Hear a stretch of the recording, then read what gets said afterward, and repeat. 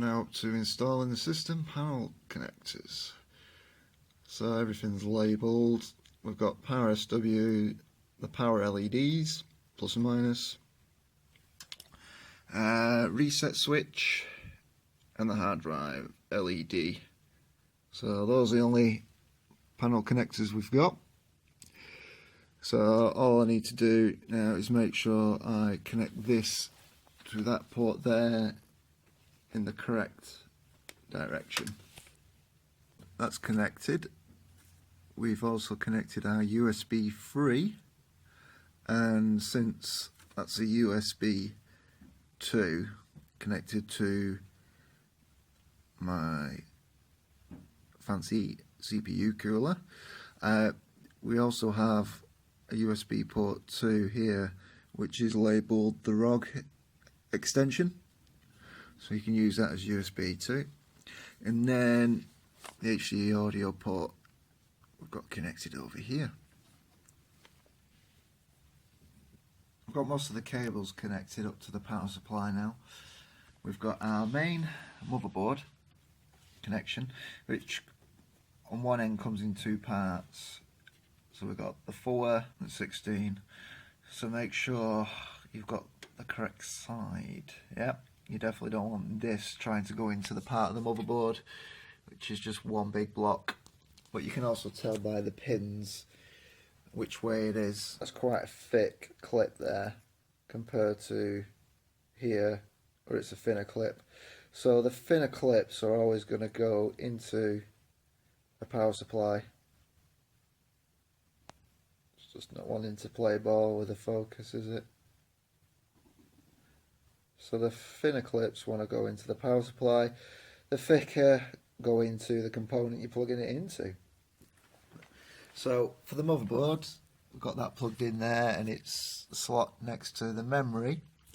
We then have CPU wires, so again that goes into the power block, and this goes to the top up here, so you must have these connected as well. So now we've got the motherboard is powered and the CPU is powered. We've also got two VGA cables. Okay, I've got two VGA cables which needs to power one graphics card. So use two of them. I've put them into the VGA at the back there, so I can access the ones at the front if I do SLI, and it loops around the back, and you can see it's a 4 and a 3 pin in there. So we've got a 4 pin and a 3 pin slot. So you just discard that. I'm using cable management still, getting everything, trying to be tidy. This one, I'm just going to cable tie to that part there, and that'll be fine and neat.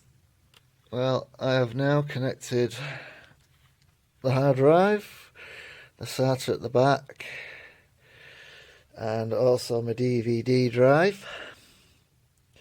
We've got that connected, power to the CPU, power to the motherboard. We've got our memory fitted, CPU's obviously fitted, the graphics card fitted, powered, and we've got our USB 3 for the buttons for the front face, USB 2 which is connected to the Corsair USB link, USB 3